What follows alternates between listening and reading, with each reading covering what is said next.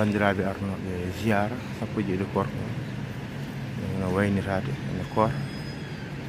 en nanga lawol seeɗa ticcani ko lawol ngol e nangude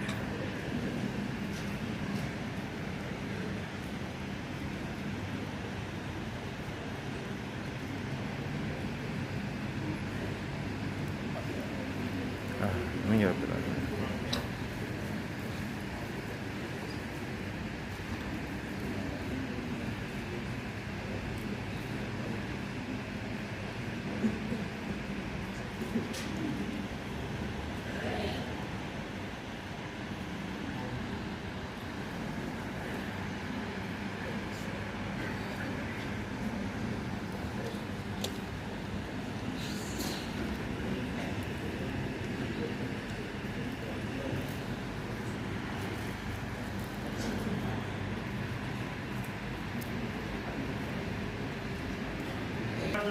wonande dendagal musidɓe wayniɓe ɓe ko fof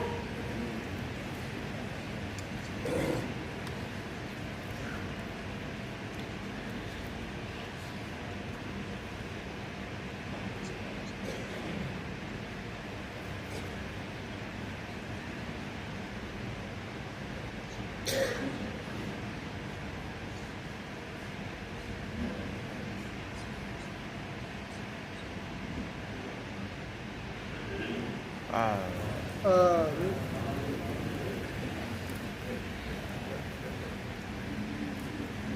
tawi eɓe salmina bandiraɓe ɓe ko fof eɓe juuroɓe eɓe neltaɓe du'aw eɓe ñagoɓe du'aw o Allah renndini en o reena en e weneede muɗum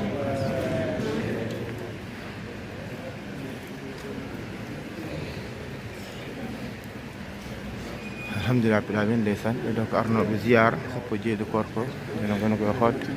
nokkuji men inchallah juurima de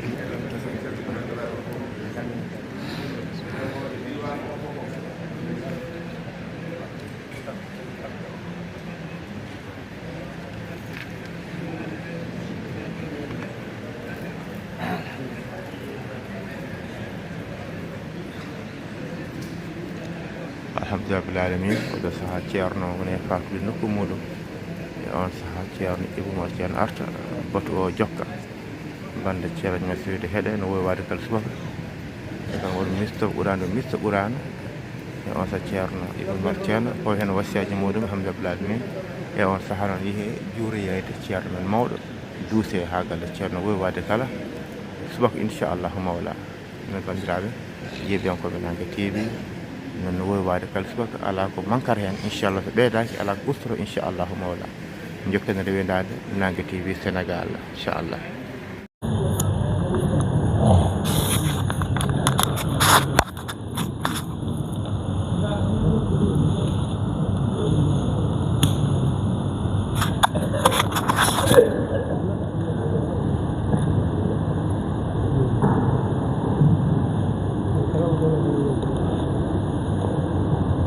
السلام عليكم ورحمة الله تعالى وبركاته. وعليكم السلام ورحمة الله وبركاته. جت الله رن عجوني من جتران ودنا الله. وينا آمد جت الله رن عجوني من جتران ودنا الله ني. ويدم داني. تبيكو جولدو. تبيكو كبو. الله رتيمكو المودو. koonanoowo Allah rokkiimo alaa ko fali almudaagal ngal alaa ko fali almudaagal ngal to ɓernde almuudo Allah rokkii haqqille makko ina fii'i e kaa ɗoo haala no ko yaarinii kala haqqille o ina fiya ina rewa heen ina faami haa so gasi haa so daroyiima so wii hakkille o fof ina fii heen so tawii ɗum gasi ma ɗum dartinmo o wona maccuɗo moƴƴo maccuɗo moƴƴo kaɓɓilɗo ceernduɗo goodal Allah e goodal maccuɗo haa gasi ina yettira noon Allah denditinɗo goodal maccuɗo e goodal Allah ina yettira noon Allah denditinɗo goodal Allah e goodal maccuɗo Allah ina yettira noon hoore mum tawata han kadi o waawi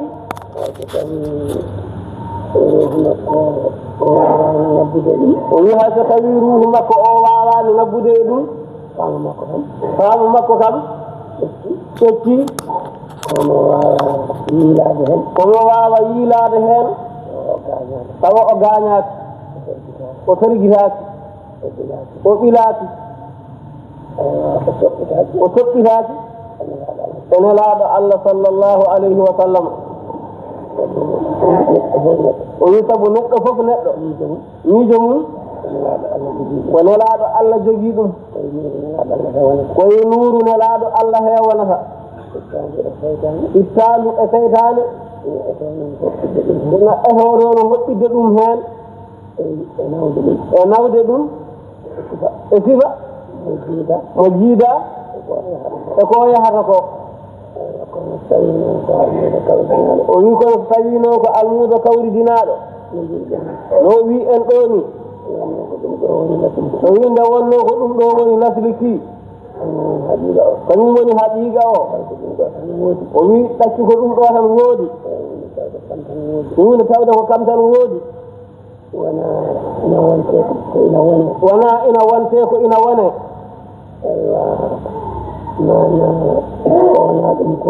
ko wona ɗum ko fof koko wontitina tan o wi neɗɗo ko wontitini so yettima han kadi nokku ina darta wontude ko wonno so ruttima ina darta wontude ko wonno o wi ko nafsul lamri to saɗani hay so tawi ko ga tafsilaji makko ga ina saɗi ko saɗi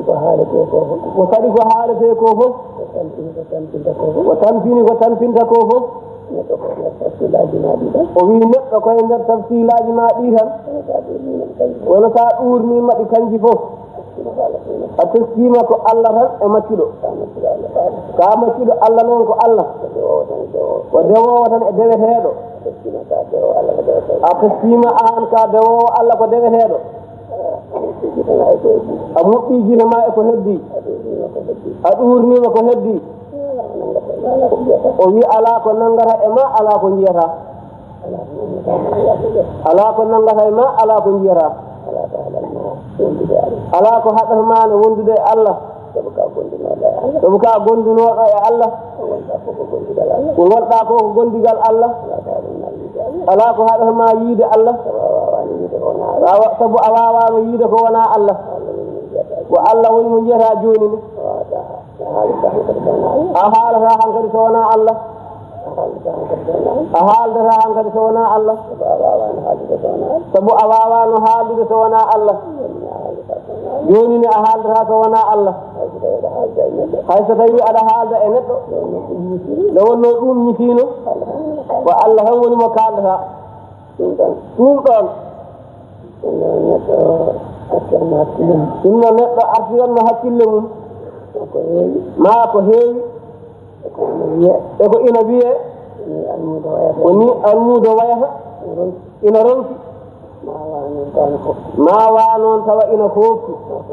ma ko heewi e kono wiye o wi ko ɗum almuudo dañata ko ɗum dañata mo dañ tawa omo foofti mo siforo noon tawa o tampani o tampinani omo suurini ala ganduɗo sinaka e peeñdi makko sinaka e cuuɗindi makko so wona hakkunde makko e Allah e nelaaɗo Allah sallallahu alayhi wa sallam o wi nde wonno noon ko ɗum tan yehete ina aani doyi han kadi gooto fof yaha ɗum yehira ɗum no heɓirta ɗum tawde Allah rokki ɗum laawol no yehiri ɗum tawde Allah rokki ɗum sababu no heɓiri ɗum ina foti hedde ɗum ina foti yaade ɗum sinno o rokkaani laawol o nannataano en ɗum sinno o rokkaani laawol o hollataano en ɗum sinno o rokkaani laawol o famnataa en ɗum sinno o rokkaani laawol o addantaa en ɗum sinno o rokkaani laawol e joɗɗintaa en e mum sinno o rokkaani laawol e dumbataa en e majjum o wi ɗum ɗo fof ko kanko Allah waɗani en ɗum o wi ɗum ɗo fof ko maani rokkude en laawol faade e majjum o wi huunde noon so tawi en ji'i en dokkaama laawol enen fof en dokkaama laawol faade e haaju gooto sabu wonde eɗen ceeri jikkuuji eɗen ceeri sifaaji eɗen ceeri fahamuuji eɗen ceeri fible wota wi aɗa ƴetta haqqille ma aɗa yaadina eɓe tinaani ko haaju laatata e ummanaaki faandaare o wi sabu denɗo kam huunde ko woodi fof tawde a ummanaaki ɗum a faandaaki ɗum ɗum alaa batte e maaɗa ko waɗi noon ka a faandaaki ko waɗi noon ka ummanaaki tawde ɓeen noon ina ngoodi so tawi a ƴetti hoore ma anne a watti e ɓeen a wonat tan beltindiɗno e beltindori ni ƴewno ɗum wayni fof laartanno ɗum newori ni fof laartanno ɗum heɓori ni fof laartanno ɗum ɓuuɓiri ni fof laartanno dañal majjum fotiri ni fof laartan alaa fof saɗɗi baɗaaɗo e dow neɗɗo e majjum ko woni heɓataa so wonaa ngaddaa oɗo sarɗi tawi ɗum koye goɗe fittaandu ma geɗe ɗe ngannduɗaa tampinanno fittaandu maaɗa ma ina tampina jawdi maaɗa ma ina tampina ɓiɓɓe maaɗa ma ina tampina rewɓe maaɗa ma ina mema galle maaɗa ma ina mema jawdi maaɗa ɗum ɗo fof alaa e makko kanko maccuɗo karanteeɗo o wi ɗaccu ko omo hollaa tan o wiyaayi aan kam huccit tan faandoɗaa ndaa noon woɓɓe ɓe inani njooɗi nder wuro ina donkitan boom yaade njuuloya kam mbirdoya kam keɗoo kam haa kam janta laawol ngol a yii kay neɗɗo ina yiɗane holle so tawi yeɗaaka ronka heɓde so a yii kam muɗɗo e maayo so tawi humbiri maayde ɗom ka o wi on ko haɗeede yarde woni muɗɗo ko nder maayo so woni toon haa maayiri ɗom ka o humbi dow tawaa ko ɗom ka wari mo anndi on kam ko haɗeede ndiyam wondi mo yeɗaaka ko noon tan de oɗo nokku kala gonɗo heen mo dañaani ko maayɗo ko nder ndiyam tawi noon on ko ɗom ka tigi wari ɗum on ko yeɗaaka o wi neɗɗo noon ko yiɗanaa fof so yeɗaaka o heɓataa kono noon so wonaa ɗum kam Allah addi en kam jeyi kam jola kam feewni hay gooto lomtaaki ɗum lafzan wa ma'nan maana feewndi e cuuɗiindi fof ko ko Allah ladde ko ladde Allah wonno hay goto ala hen Allah jeeyi hay goto hoɗani hen hay goto wawa addude tarikh ɓiɓɓe adama meeɗi darnude e oɗo nokku wona boɗejo wona ɓalejo hay goto wawa addude on ɗon tarikh ko kanko Allah waɗi ɗum o fewnani hoore makko nokku makko o muuyi ko muuyi ko fof ɗum kam ko jiireten gila men ko en jiiri ɗum gila men o wiyeno neɗɗo gila neɗɗo ɗon e mbayi fof a yii ɗum ɗo kam ko nannirten noppi men ko kam e geɗal Allah ngal e ɗum en naniri ɗum noppi men ɗum kam neɗɗo ko faaɗi fof a nani ɗum ko neɗɗo wumi fof a yii ɗum ɗum ɗon kam nde wonno ko memgol ko goɗɗitiɗa kala a memi ɗum memima o wi ga hissu maga penji maga a yiiri ɗum yitere ma ga mana maga a yiiri ɗum yitere ma sa ari hen a addama hen ina hani de tawa ko ɓe Allah addi ɓe te Allah rokki ɓe taw ko ɓe koye ɓen jeeɗa ɓe Allah addi Allah rokki ɓe taw koye ɓen jeeɗa tawa kam wona aɗa haaɗi e dokkal aɗa haalni hoore ma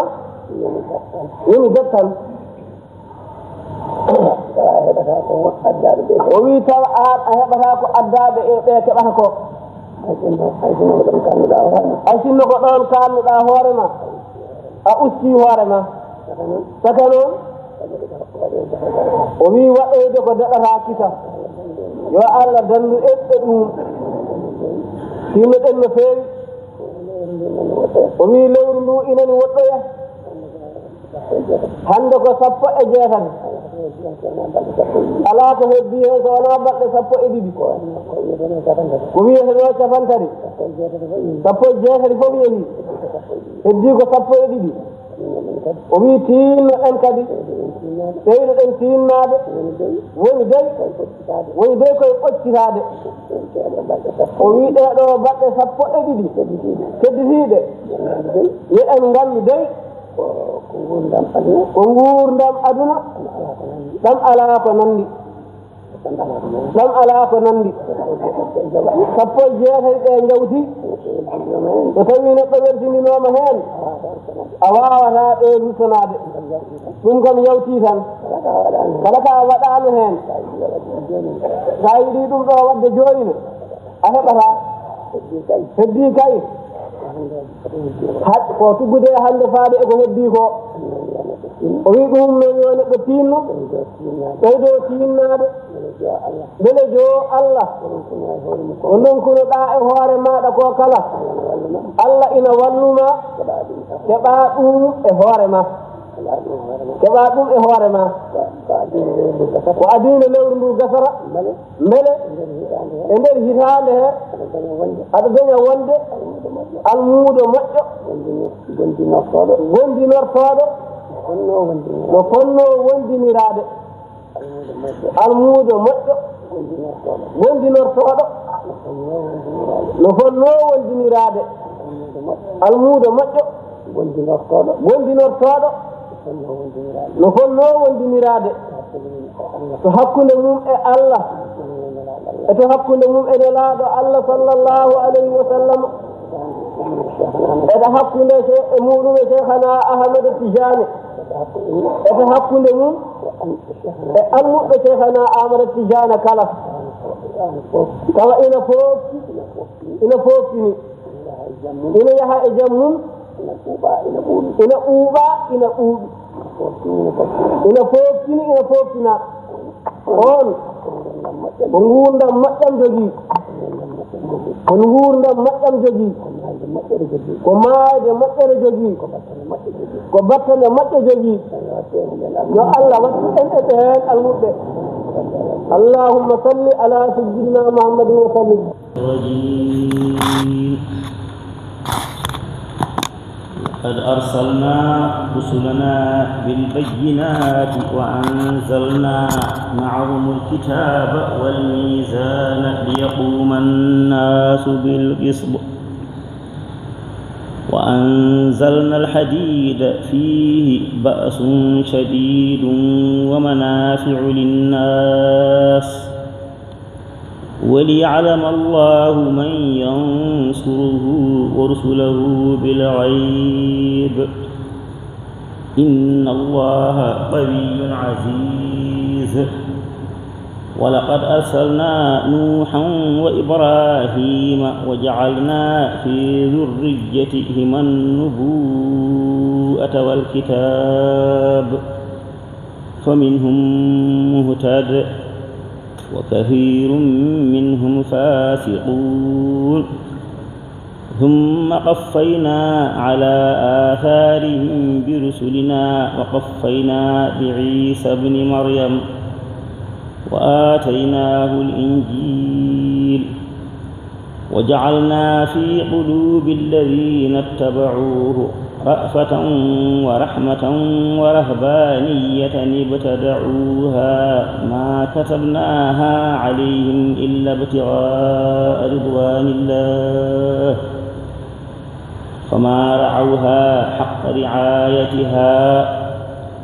فآتينا الذين آمنوا منهم أجرهم وكثير منهم فاسقون يا أيها الذين آمنوا اتقوا الله وآمنوا برسوله يؤتكم كفلين من رحمته ويجعل لكم نورا تمشون به ويغفر لكم والله غفور رحيم لئلا يعلم أهل الكتاب ألا يقدرون على شيء من فضل الله وأن الفضل بيد الله يؤتيه من يشاء والله ذو الفضل العظيم صدق الله العظيم.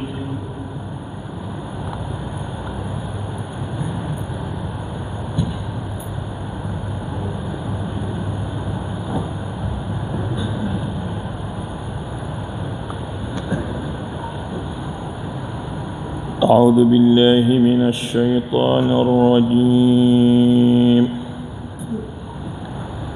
ولقد كرمنا بني آدم وحملناهم في البر والبحر ورزقناهم من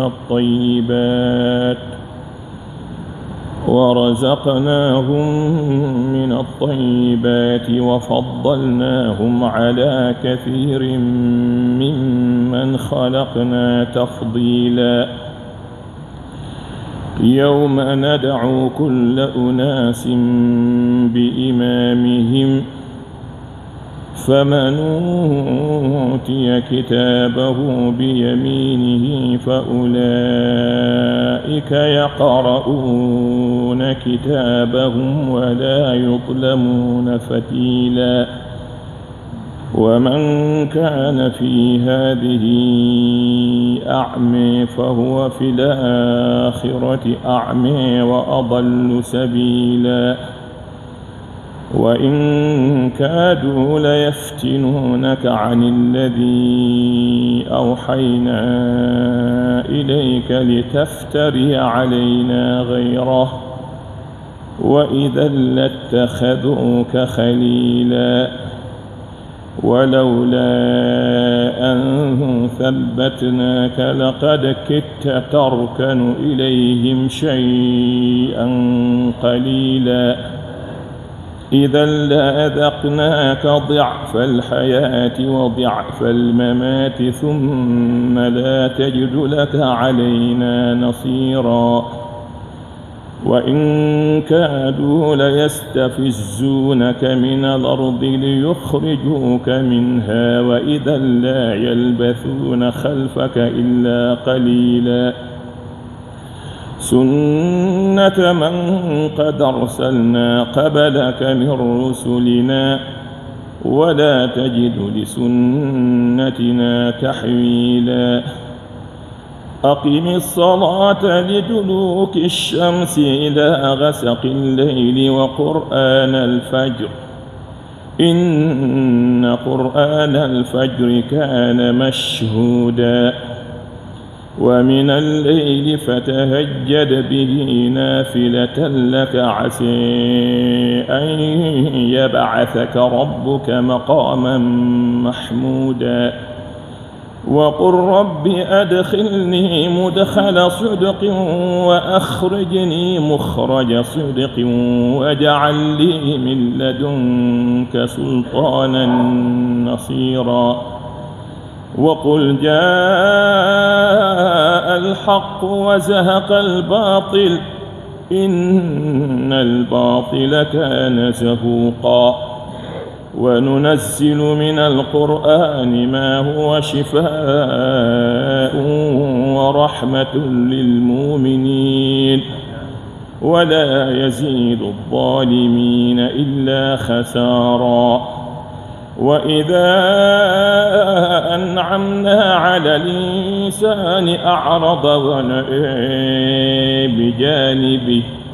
وإذا مسه الشر كان يئوسا قل كل يعمل على شاكلته فربكم أعلم بمن هو أهدي سبيلا ويسألونك عن الروح قل الروح من أمر ربي وما أوتيتم من العلم إلا قليلا صدق الله العظيم.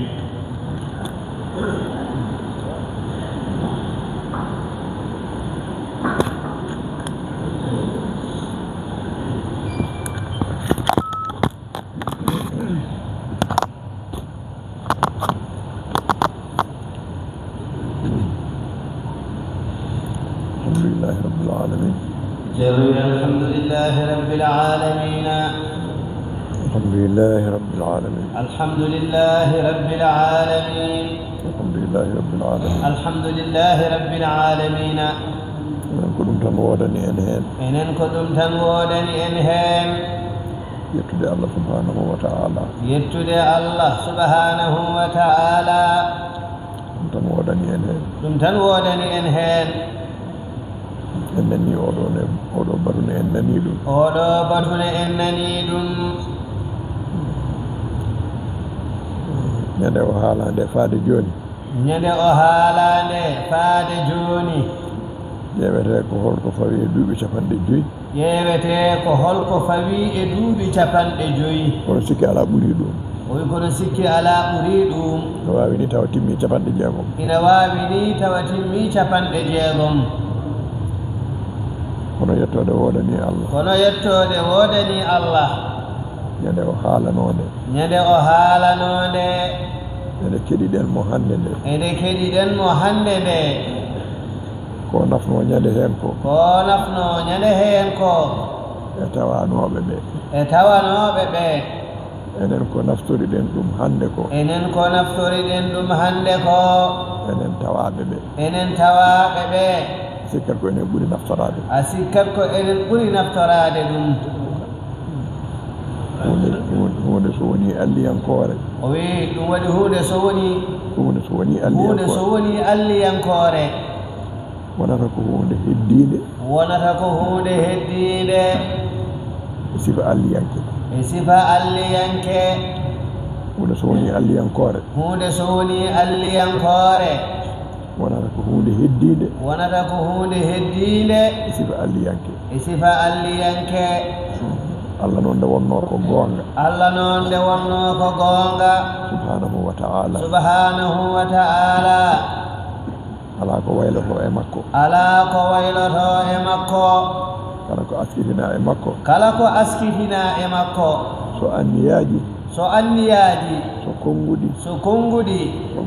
so golle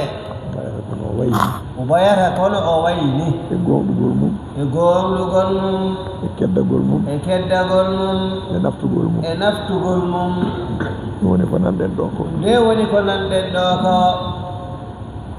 alhamdulillahi rabbil alamin alhamdulillahi rabbil alamina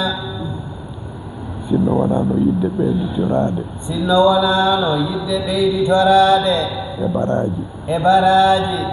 so en keɗima konnguɗi ɗi so en keɗima konnguɗi ɗi ha en gayni mbiyeten tan ko alhamdulillahi rabbil alamin mbiyeten tan ko alhamdulillahi rabbil alamina mbasen fawde hen konnguɗi goɗɗi mbasen fawde hen konnguɗi goɗɗi sabu ko keɗiɗen ko ala ko heddi e men ala ko heddi e men ala ko heddani en ala ko heddani en no woniri nafiino hanki e tawanoɓe nafiri hande tawaɓe tawde ko hunde alliyankore onon jogori nafirde janggo tawateɓe onon kadi jogori nafirde janggo tawateɓe yo Allah heddu en e majjum yo Allah waɗa en yeɗaɓe ɗum bijahi rasulillahi sallallahu alaihi wasallam barke Cheikhna Ahmad Tidiane radiyallahu ta'ala anhu e barke Cheikhna Ahmad Tidiane radiyallahu ta'ala anhu en nani no hirjiniri ni e balɗe keddiɗe ɗe ñande batu o haalanode e ñalawma hande o o fof ko gotum sabu ko sappo e jeetati korka heddi ko balɗe sappo e ɗiɗi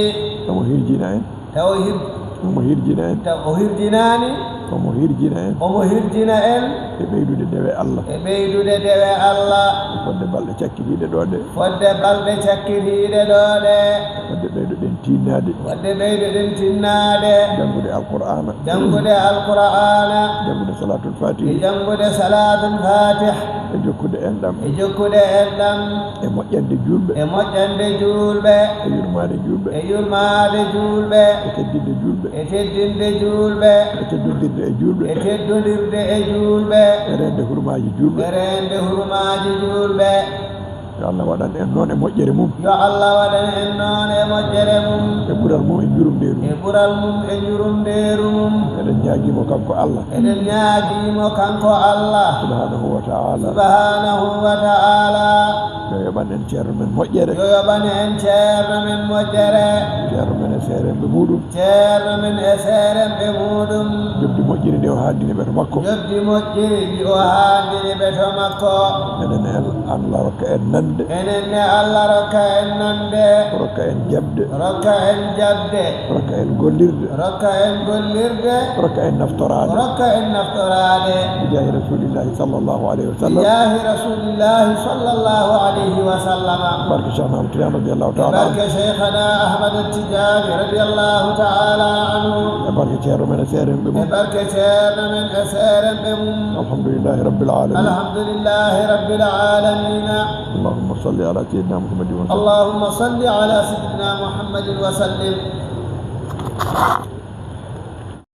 alhamdulillah rabbil alamin wiyankoɓe Nangue TV bandiraɓe jutɓe machallah gemmi mon mum machallah arde juurade ceerno mawɗo e gatugol ceerno Ibrahima Ceerno alhamdulillah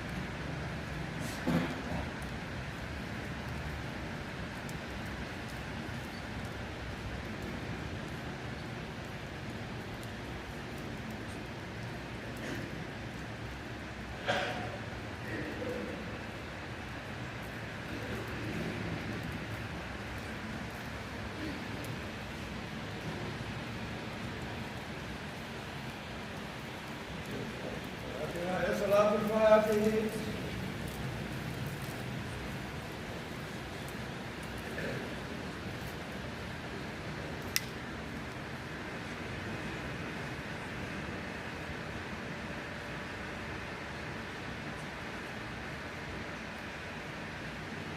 آمين.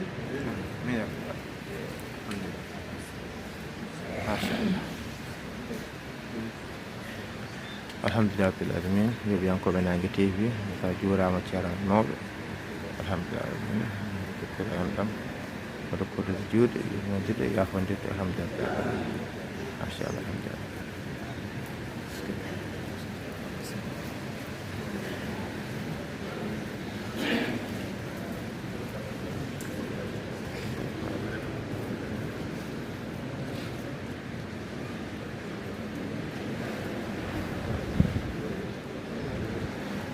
ceerno Ibrahima ceerno aɗa wondiri ceerno Abdoul Hayy Diallo ɗo alhamdulillah alamin machallah alhamdulillah rabbil alamin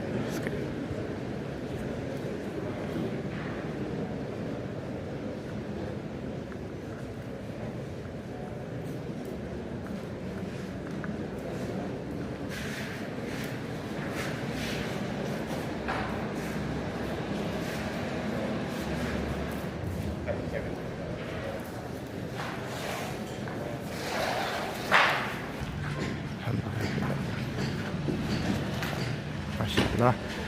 ceerno wendiri ceerno Siraji Nana machallah nana ko ceerno Abdoul Hayy Diallo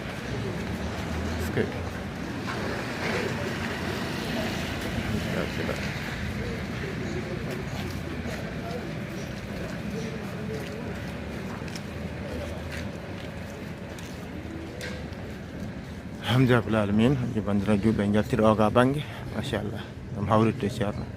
ade wona galla ceerno ɗo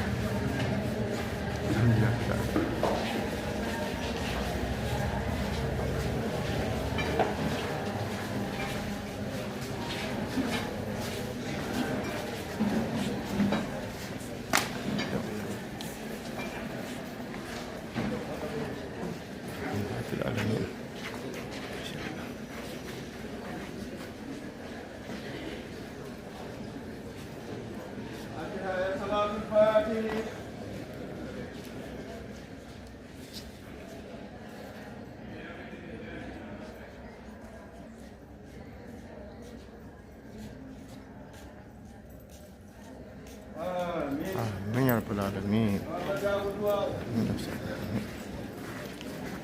aleykum salam wa rahmatullah machallah ceerno waɗi duwaw wonande worɓe alhamdulillah alamin kono kala ko bandaɓe rewɓe ga kono kadi waɗa duwaw kadi alhamdulillah alamin machallah alhamdulillah alhamdulillah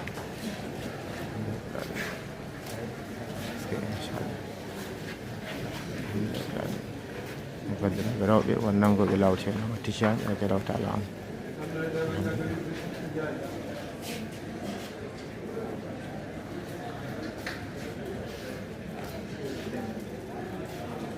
alhamdulillah